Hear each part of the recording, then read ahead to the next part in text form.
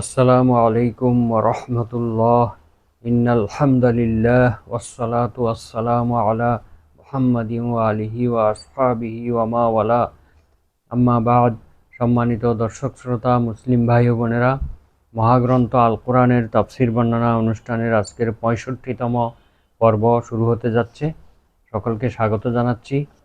আজকের আলোচ্য বিষয় হলো সূরা বাকারার 55 এবং 56 এই দুটি আয়াতের সরল বঙ্গানুবাদ এবং সংক্ষিপ্ত তাফসির। চলুন আমরা শুরু করি। আউযু বিল্লাহি মিনাশ শাইতানির রাজীম। বিসমিল্লাহির রহমানির রহিম। وَإِذْ قُلْتُمْ يَا مُوسَى لَن نُّؤْمِنَ لَكَ حَتَّى نَرَى اللَّهَ جَهْرَةً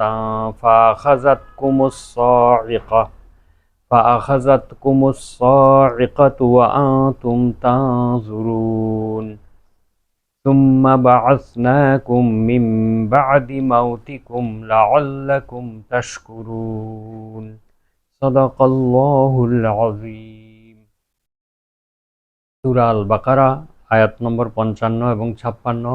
55 নম্বর আয়াতে আল্লাহ তাআলা বলেন, ওয়াইজ কুলতুম, স্মরণ করুন সে সময়ের কথা যখন তোমরা বলতেছিলে, ইয়া মূসা, হে মূসা, লান নুমিনা লাকা, আমরা তোমার প্রতি কখনোই ঈমান আনব না, হাত্তা, যতক্ষণ না, নারাল্লাহা, আমরা আল্লাহকে দেখতে পাই, জাহারাতান, প্রকাশ্যভাবে, যতক্ষণ না আমরা আল্লাহ তাআলাকে প্রকাশ্যভাবে দেখতে পাই ততক্ষণ পর্যন্ত আমরা তোমার প্রতি ঈমান আনব না।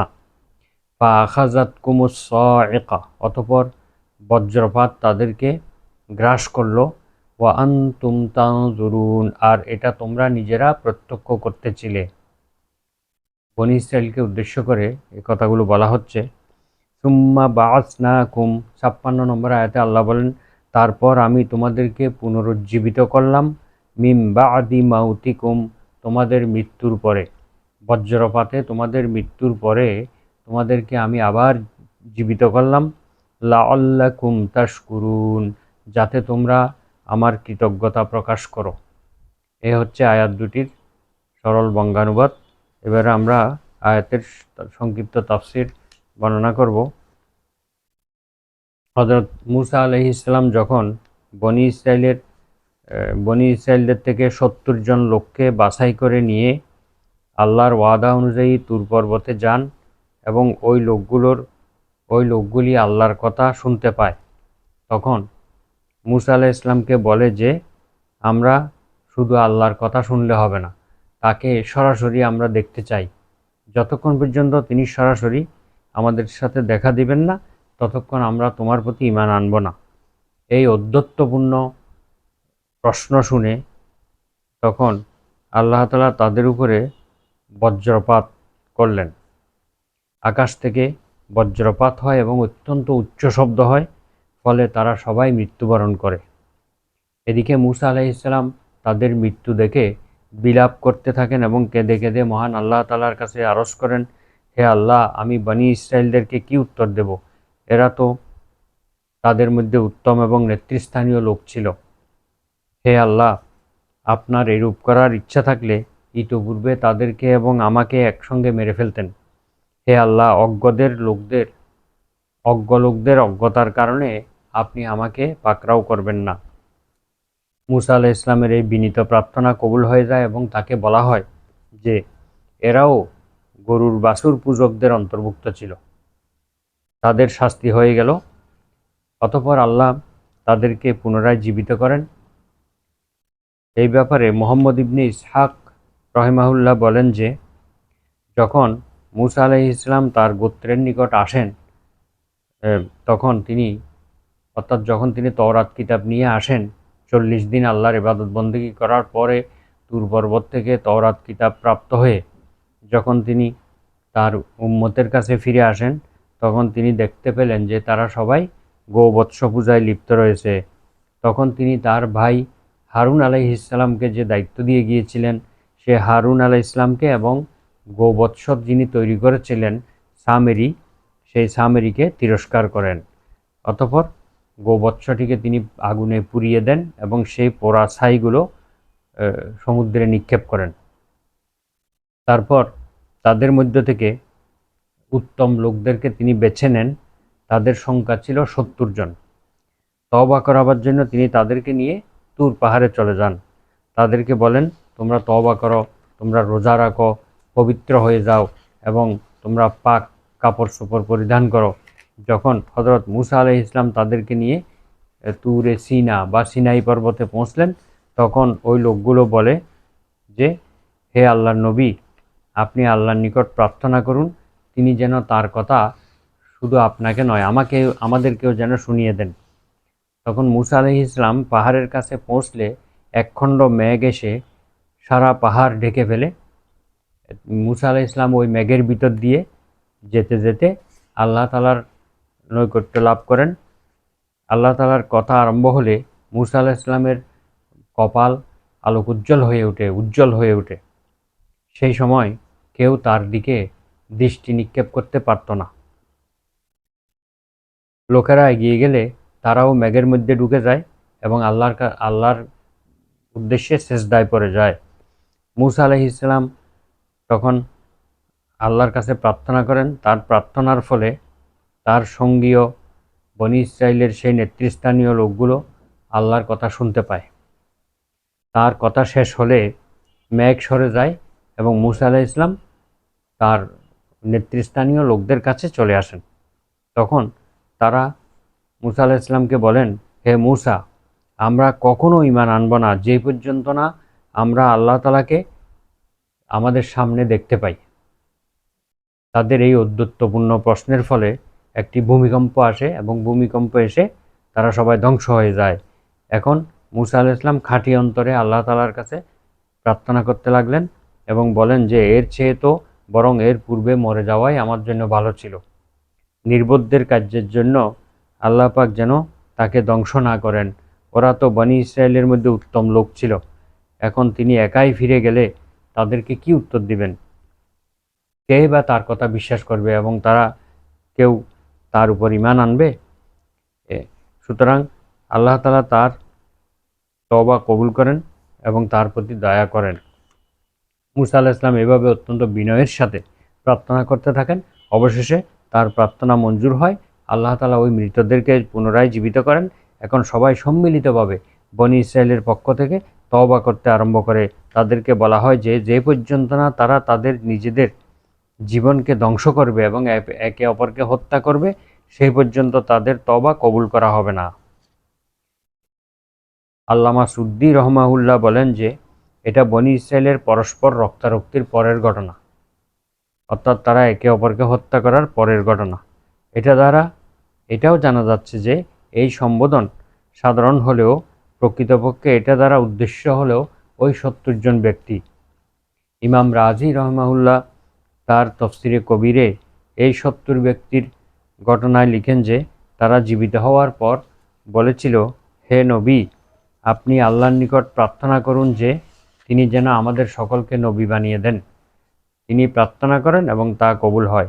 কিন্তু এই বর্ণনাটি অত্যন্ত দুর্বল বর্ণনা, এটা গ্রহণযোগ্য নয়। মূসা আলাইহিস সালামের যুগে একমাত্র হযরত মূসা এবং হারুন আলাইহিস সালাম এবং তাদের পরে ইউশা ইবনে নুন আলাইহিস সালাম ছাড়া আর কোনো নবী থাকার কোনো প্রমাণ পাওয়া যায় না। আহলে কিতাবরা এটাও দাবি করে যে ওইসব লোক তাদের প্রার্থনা অনুযায়ী ওই স্থানেই আল্লাহকে স্বচক্ষে দেখেছিল। এটা সম্পূর্ণ ভুল বর্ণনা, এটা বিশ্বাস করা যাবে না, কারণ আল্লাহ তাআলা স্বয়ং মূসা আলাইহিস সালামকেও দেখা দেননি।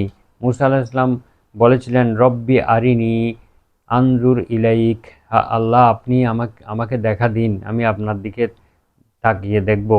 আল্লাহ তাআলা বললেন, লান তারানি, তুমি কখনোই আমাকে দেখতে পারবে না। সুতরাং যেখানে মূসা আলাইহিস সালাম স্বচক্ষে আল্লাহকে দেখেননি, সেখানে আহলে কিতাবদের এই দাবি সম্পূর্ণ ভুল এবং মিথ্যা।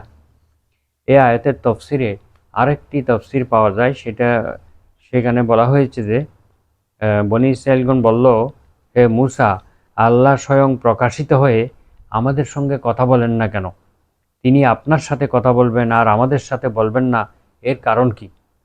যেই পর্যন্ত না তাকে আমরা সচক্ষে দেখতে পাবো, ততক্ষণ কখনোই আপনার প্রতি ঈমান আনব না। এই কথার কারণে তাদের উপর আল্লাহ তাআলা অত্যন্ত ক্রোধান্বিত হন এবং অভিশাপ বর্ষণ করেন এবং তাদেরকে ধ্বংস করে দেন। পুনরায় তাদেরকে জীবিত করা হয়। অতঃপর মুসা আলাইহিস সালাম তাদেরকে বললেন, এখন তোমরা তওরাতকে ভালোভাবে আঁকড়ে ধরো। তারা আবার সেই তওরাতকে আঁকড়ে ধরতে অস্বীকার করে। এবার ফেরেশতাগণ তাদের উপরে একটি বিশাল পাহাড় উঠিয়ে তাদের মাথার উপরে ঝুলিয়ে রাখে এবং না মানলে, আল্লাহর বিধিবিধান না মানলে তাদের উপর এই পাহাড় ছেড়ে দেওয়ার ভীতি প্রদর্শন করে। তারপর তারা এটা বাধ্য হয়ে মেনে নেয়।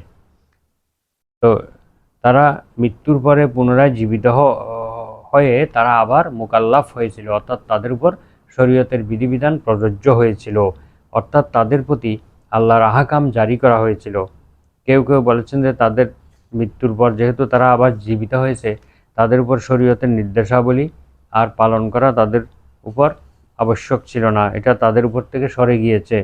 কিন্তু এটা ঠিক নয়, বরং এটা সত্ত্বেও তারা পুনরায় জীবিত হওয়া সত্ত্বেও তাদের উপরে শরীয়তের আহকাম জারি থাকবে। ইমাম কুরতুবী রাহমাহুল্লাহ বলেন, এটাই হচ্ছে সঠিক কথা, তাদের উপরে শরীয়তের আহকাম জারি থাকবে, এটাই সঠিক কথা। এসব ঘটনা তাদের উপরে আল্লাহর পক্ষ থেকে ঘটেছিল, এটা তাদেরকে শরীয়ত পালন থেকে মুক্ত করতে পারে না।